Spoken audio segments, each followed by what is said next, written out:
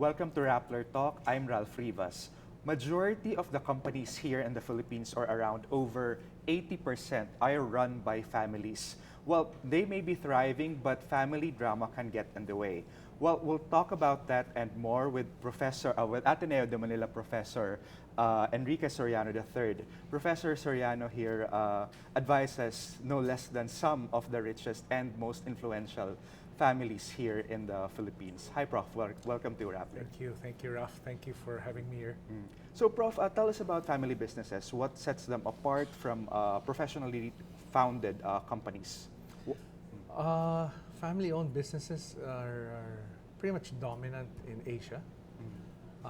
And of course, it follows, as far as the Philippines are concerned, a big chunk of the economy are obviously under the care of family-owned businesses. The biggest chunk naturally would be the SMEs.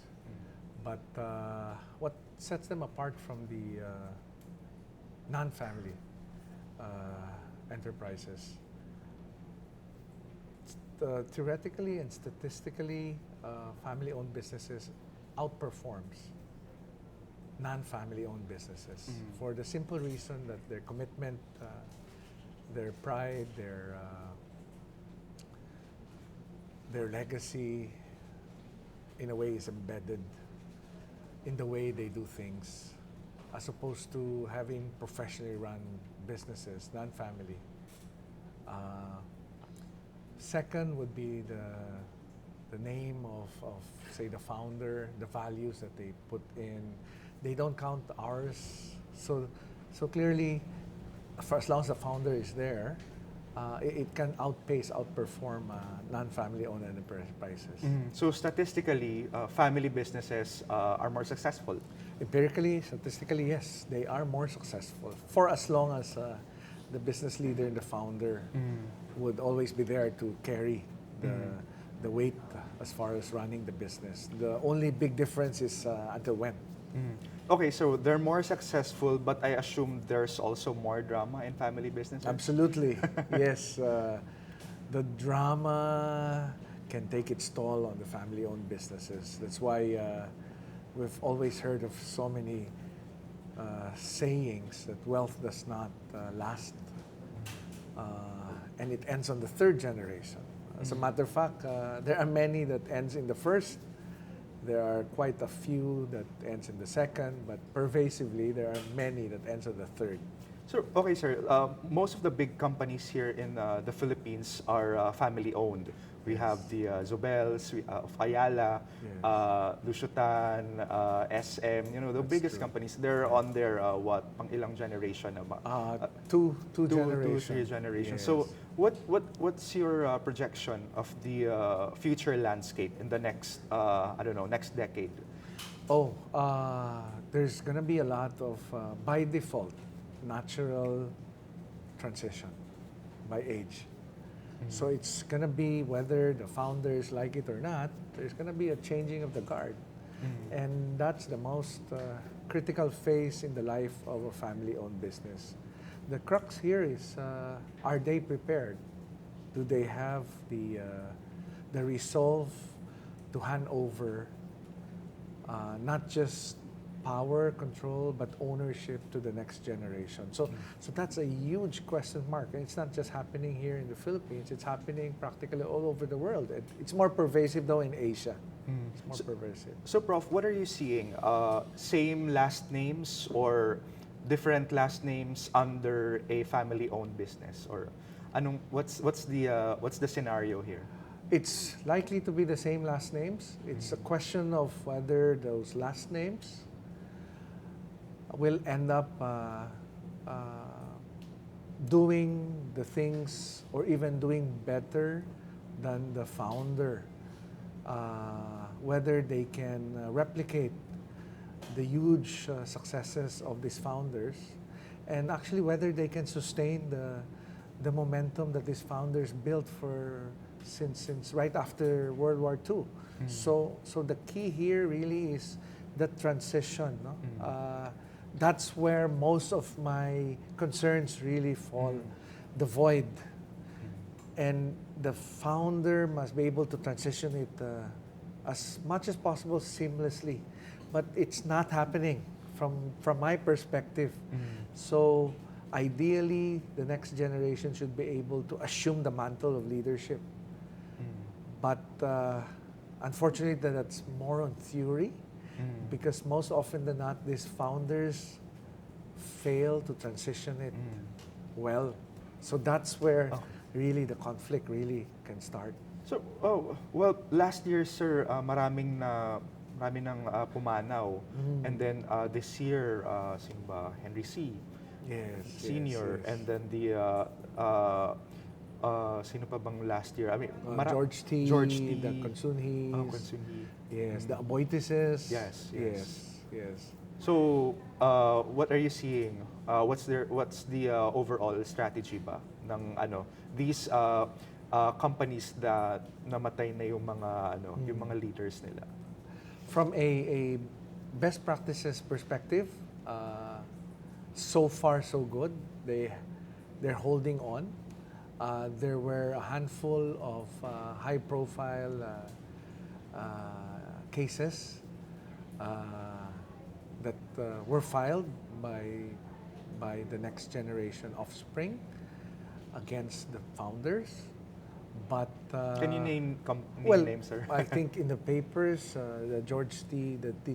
Yes. family, they had their own share of unfortunate events, no, that culminated after the death, where the two families fought it out. I understand it's still pending in court. The other family questioned the will of Mr. T. And Kasi one child ata was booted out of the will. That's if I'm not what mistaken. we heard. That's in the first family. So he contested, including the mother contested also. So I think that is for the courts to decide.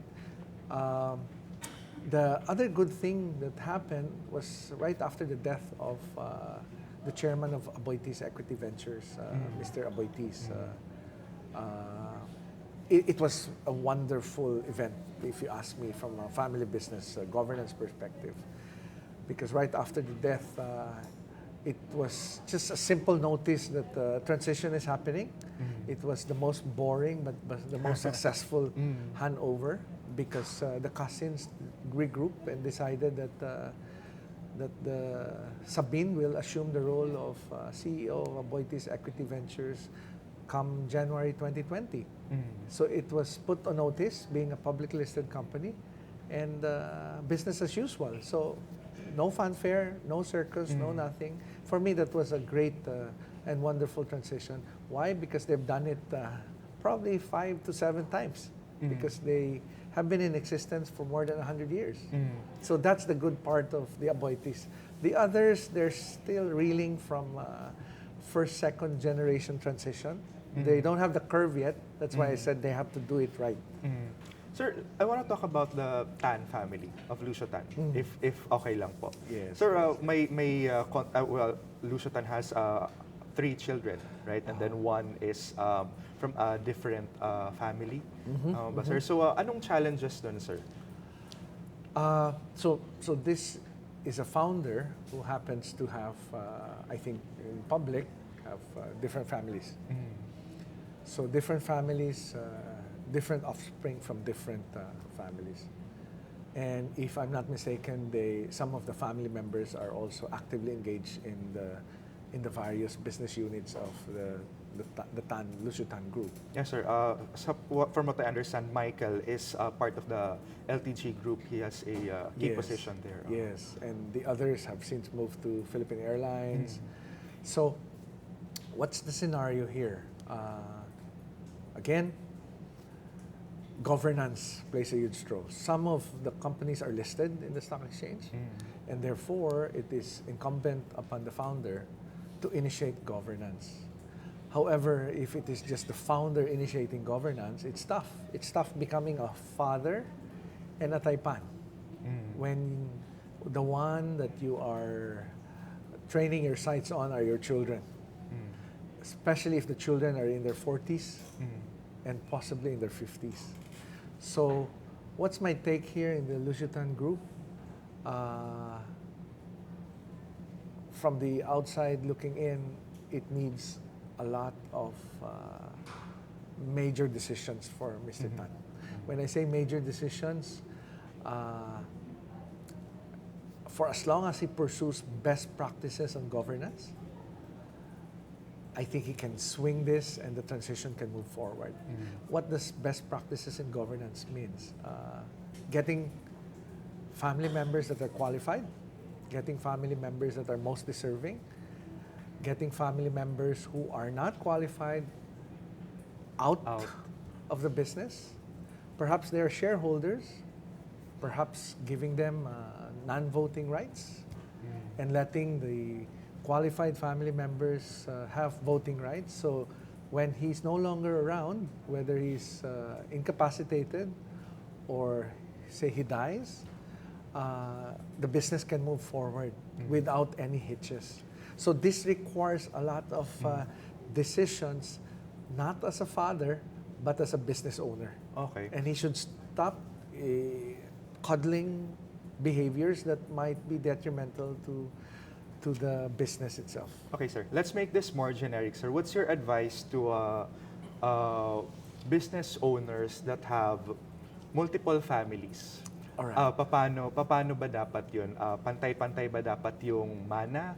Or pantay-pantay ba dapat yung shares sa companies? That's a good question. Because I've had many of this outside the Philippines. 2, 3, 4 families. 4 families? Yes. One man? One. Okay. That's One, interesting. So paano? Patriarch. Well, I would use the model of the most deserving, most qualified. It doesn't matter where that offspring belongs, whether it's first, second, and third. I should set aside culture for a time. Culture means eldest son. Culture means first family. From my perspective, it's important that the business must be recognized as the main source of livelihood. It has a huge economic impact for the size, and therefore I would choose and come up with several options. One, if there is conflict among the children, I would ask them not to have executive functions. I would engage the services of professionals and then vet the children and determine their competencies. So they can stay in the board for policy making, or they can just simply be set aside as shareholders, but let the professionals run the business. Second, for those children who are most qualified, they can have the credentials and they can be trained and they can be mentored by professionals. But again, not sir, family members. But again, sir, let me just cut you right there, sir. Napaka-controversial nung tip mo na it doesn't matter kung sinong, which family, first, second, third, or fourth, as long as sinong pinaka-qualified. But again, it has social implications rin na. And legal implications. Na si Patriarch chose, say, the third family over the first. Yung mga ganong drama. And there are indeed legal implications. So let's focus on 3 possible areas that are currently overlapping in that particular case. One is family.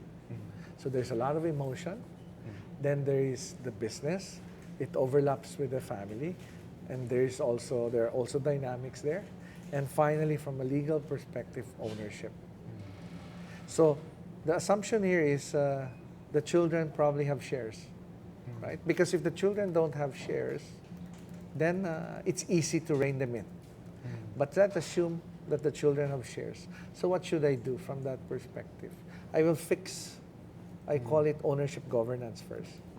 I will prepare the process of giving voting, non-voting rights, and so on. From the ownership perspective, I will not give shares to those that are not qualified yet. I can work on trust agreements. I can even create foundations that can carry the burden of running the businesses, not necessarily assigning shares to the children. So these are things that can be resolved from a legal and ownership standpoint. If the children are entitled, then I will probably make them less entitled by taking out some shares from their end. Of course, there are tax implications, but if that's the only way to do it, you have to work on pursuing that under ownership governance.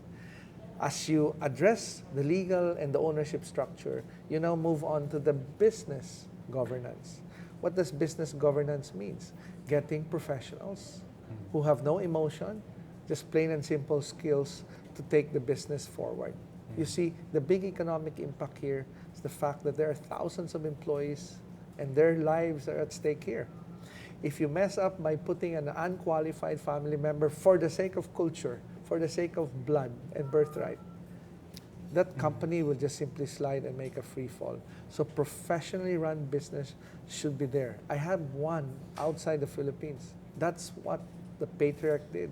He asked me, is my child CEO? The child was actually COO. Is he qualified? I said, no BS here. Just tell me, is my son qualified? I said, well, he goes to the office at 11 in the morning. I don't think you can tell me he's qualified. So categorically, he's not qualified. Okay. So ano nangyari, sir? We took him out. What happened? I mean, of course, siguro offended The son yung was ano. 44 years old. We took him out. And the chairman said, look for a professional. We were able to get a professional to run it. The son was obviously bitter for a few months, but I had to articulate to him the importance of what? The business above self. I mean, let's just give the background sa ating audience. You can't disclose the name of the... I cannot because disclose. of non-disclosure agreements. Yes. So we took him out, and I had to explain, and I said, you don't have the credentials to become CEO. So in the interim, we'll get the professional CEO. And then the professional CEO delivered. I told the CEO, we'll mentor him. And he eventually embraced that idea. And he eventually, after 3 years, went back and assumed the role. But this time with a lot of colatilia, an employment contract, a signed document that if it does not conform to KPIs or key performance indicators, he steps down again. In short, your last name is never your birthright because your business is more important than yourself. So that's on the business governance. And then finally, the family governance, making sure there's harmony and unity among family members who might just end up jockeying for position. So those are the 3 areas that overlap and can take a toll on the founder, especially if he's a bit senior already. So family, business, and ownership governance must really coexist. Okay, sir. So another family in the news is the Yanson family. Yes. The Yansons own just the biggest bus company. I don't know, thousands and thousands of fleets of buses. Yes. And the children are fighting over. Parang may tinanggal sila na. I think the panganay. I'm not. The youngest. The youngest. The youngest yeah. was removed July 7 in a board meeting. It was a takeover.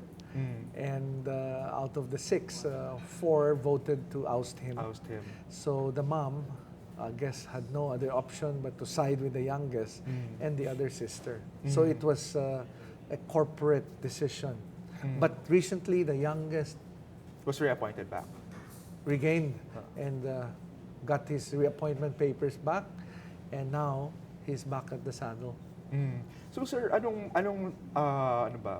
Lessons na pwede nating matutunan dito for other business owners that have lots of siblings that may na pwedeng magkaroon ng away kasi from what I understand they had equal shares of Yes. This is a very important case that I think the audience should be able to really dig deeper. The seeds of destruction was started by the first generation.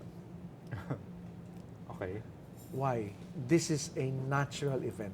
This is not just about the Yanson, but I have handled many. So it's not about the third generation messing up the business. The seeds of destruction was actually started by the first generation in general. Why? The founder starts out of practically nothing, survival process. he grew the business. After growing the business, he realized that he was getting old. Mm. And then, I guess it's human nature, and being a father, to shower the children with material love. Mm. Practically less on paternal love. Mhm. Allowing the wife to take care of the children while he's out there doing a lot of business development stuff. Mm. We call it the emperor syndrome. Mm. Emperor syndrome now continues to generate the wealth, forgetting the feelings, the sibling issues that are probably building up when the kids were growing. Mm. So now that he's in his 60s or 70s, he finally decided, after probably feeling a lump, He's gonna be a father at 60, 70. he realizes that, oops, I need to compensate my Mm. being an absentee father Mm. by showering them with so much love and wealth Through material means. through na ano. material means. And then, oops, I'm also getting older. I need to get my children to join me.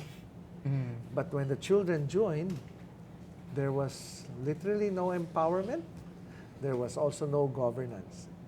He simply probably told his children, follow my lead. But now we're talking about 6 children. Mm. So from an emperor, where whatever he said was law, he's now telling his children, you guys follow my lead. Be like me. The 6 children dutifully followed. So what happened here? The father had some tax experts who probably coached him. Manong, why don't you explore the possibility of handing your wealth while you're still alive, so you won't be slapped with a huge tax? So what did the father do? He said, why don't you execute all my estate documents? Now, being an emperor and conquering more opportunities, he probably just simply looked at the document, trusted the lawyer, And signed it. and signed it, and told his children, this will now be the ownership structure.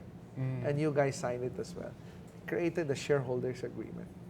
To avoid a tax event, he probably told his wife, I don't have to pass my wealth to you anymore. Why don't you also get that wealth out of your system, because you're as old as me? Let's all pass it on to our children. The wife probably agreed, and then the children now have the wealth and the power. For as long as the founder was alive, it was a business that was really growing by leaps and bounds. And then when he died, And then when he died, 2015, all it took was 2.5 years for the 6 to rear its ugly head. The conflict escalated, the strain. So what happened? The mom wanted to have a say because he had no more shares to speak of. yeah, pero Was legally, passed on? sir, di ba? Let me just put it to the audience na it's all in the children. Wala na sa mom. Yes, at least from what I have heard, the mom simultaneously passed on ownership to the children. So legally, control should now be given to the children. children. But out of respect to the mom, they probably look at her as the co-founder. But when the mom wanted changes, it was now up to the 6. And when the mom felt that there was no more influence from her end, she filed a case early this year against the 4. She wanted some voting rights. So what's the lesson there, sir? So what's the lesson? Well, clearly, the founder should have started succession and governance and transition planning when he was young, when he was still at his peak, not when he was in his 80s. Should have started it. My advice is start it even when you just started the business. Pero paano yun, sir? Paano ba pumipili sa 6? Like, you have 6 children. How do you select who's the most we competent? have a science there, Raf. Our science, I do this in Singapore, I do this in other countries. If there are 6 children, the first thing I would ask them, who among you would be interested to become a successor? Let's not talk about age. Okay, so let's say, for example, Out of the 6, out of the 6, there are 2 interested, and then the Yes. 4 are Yes. not so interested. So Okay. what do we do with So the it's 4 very first? clear. So the 4, since you're not I'm interested to be a successor, you will be taken care of, both as a shareholder, or as a member of the board, or as a professional. So I make them choose. If you're still young, why don't you learn the ropes as an executive? If you're a little bit senior and you feel you're good at just being a passive shareholder, you can either be a member of the board, but in the board, there is a criteria that I impose. So if he says or she says, I'm just a housewife, can I just be a shareholder? Okay, no active engagement. I'll give you your shareholders' rights, but you won't have any voting. So you're set aside. Okay. Now for the 2 who says, I'm interested to become a successor, what do we normally do? We draw the line. We have 5 years to 10 years to prepare you. These are the key metrics.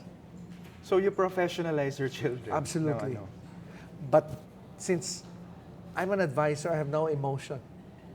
We are a committee of cohorts, typically 3 of us, non-family. We're the ones that drive the successors to a certain KPI or a metric. And every single year, we check on their performance until on the 5th year, we're ready to appoint. Okay, a so that, successor. I guess that's the, that's a little easier for bigger companies. Yes. Kasi parang you can do this and that, you have so many options. But for small businesses, Yes. wala namang ganun, sir. They don't have a board. Yes, So yes. how should SMEs that are run by families adjust kapag ganito? Yes. Oh, well, I have a handful right now. It's our advocacy. We have a handful. We have an SME that has a size of only 30 employees. So we handhold. Collectively, there are several of them. What we do is we incubate. So early on, we impose certain governance rules. We ask the family members to prepare a certain level of, we call it code of behavior, good manners and right conduct. We go through the process. It's very tedious. We impose certain codes on family members who are interested to join the business. So the transition from family to becoming a business executive, you must comply with certain codes of conduct. Okay, so sir, do you see that in many businesses here or talagang... Unfortunately, 92% don't have those. Kasi nga parang, I mean, It's alien to them. in Filipino culture, I think that's a little taboo na parang may bibigyan mo ng Parang dokumento. OA. Oo, bibigyan mo Parang ng OA. dokumento yung Yes. kamag-anak mo. Yes, yes. At saka nagkakahiyaan and there's so much discomfort and they're awkward. So I step in. And that's non-negotiable for me. If they engage me, for instance, to do this, I impose code of conduct, then a family agreement. What's a family agreement? It says there very clearly, employment policy, entry-exit rules. If I join you, how can I exit? Just like any professional. And as soon as the entry-exit rules, employment agreement, if you marry, for instance, can your in-law join the business? Ayun pa sir, another issue, in-laws. Yes. So paano, Yes. how should, kasi I assume they bring a different flavor Yes. in the company. Plus, in-laws are cheap labor, right? They're also an extension of trust. So if it's an SME, I don't blame them. They want an in-law, fine. Let's sign them off with an agreement. You know, there are many ways. If their comfort is to bring an in-law, I will not admonish them, but I will make that in-law sign because it is not his or her fault that he joined. He was probably forced into it, then all of a sudden he's being blamed for the travails of the business. So agreements are very critical. That's why we call it governance from an ownership and family and business standpoint. Okay, sir. Very quickly, sir, can you give us one example na a big company that had a very good succession plan? There is no doubt here in the Philippines, the Ayalas have gone through the process. They're a 184-year-old company. They're the oldest in the Philippines. The Ayalas also went through a lot of hardships in the 80s when Don Jaime was eventually replaced. When Don Enrique was replaced by Don Jaime. And Don Jaime's branch, Fernando and Jaime, ended up running the business and have grown it exponentially. So they've had their own hiccups 30 years ago. But what made them really thrive? Their values. The values of the family, the values of the founders. They have managed to really latch on those values. And from those values, say legacy, say integrity, say entrepreneurship, say hardship, they were able to put in the flesh in the bone to solidify it with all those agreements. And they have been a stickler to those values that have carried them through the years. So it's business beyond self now.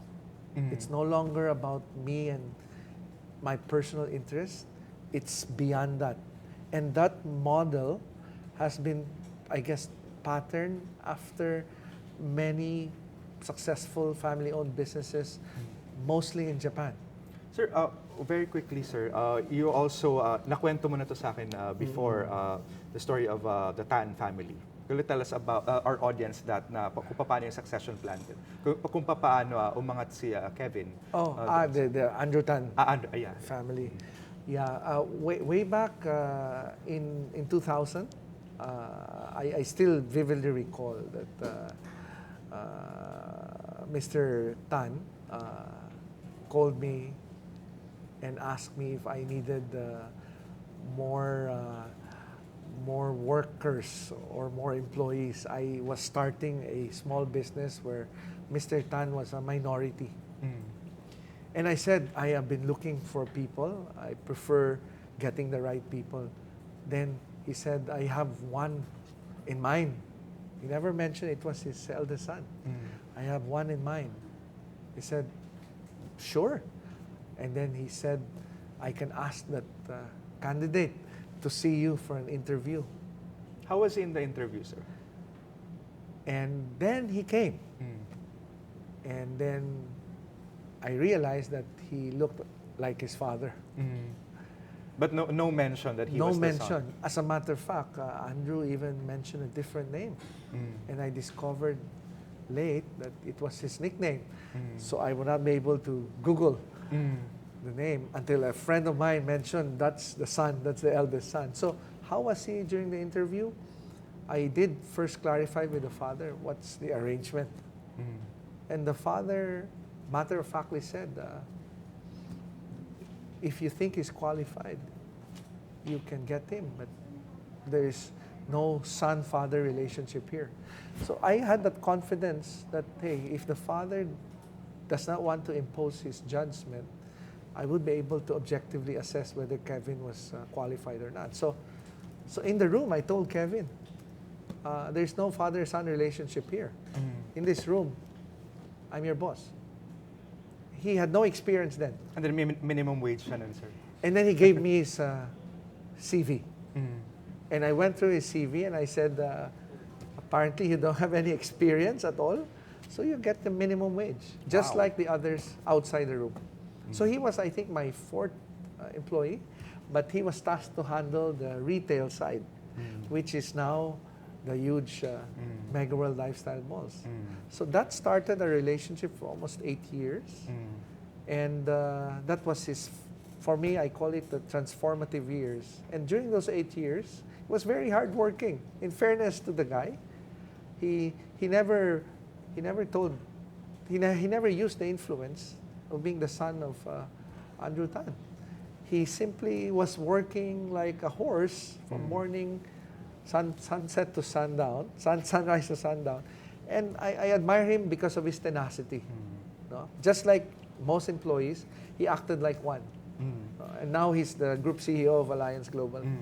Okay, so in a nutshell, basically your advice is to keep the family spirit alive, but at the same time professionalize it. Yes, diba? the values are very important. And then from there, professionalize. And then make sure the succession plan is ironclad with so many documents and agreements. Because we'll never know. People change. People change. So documents is the shield for family drama. Yes, absolutely. Absolutely. Okay. Thank you very much, Professor Enrique Soriano Thank III. you, Ralph. And Thank I'm you. Ralph Rivas. Thanks for watching. Thank you.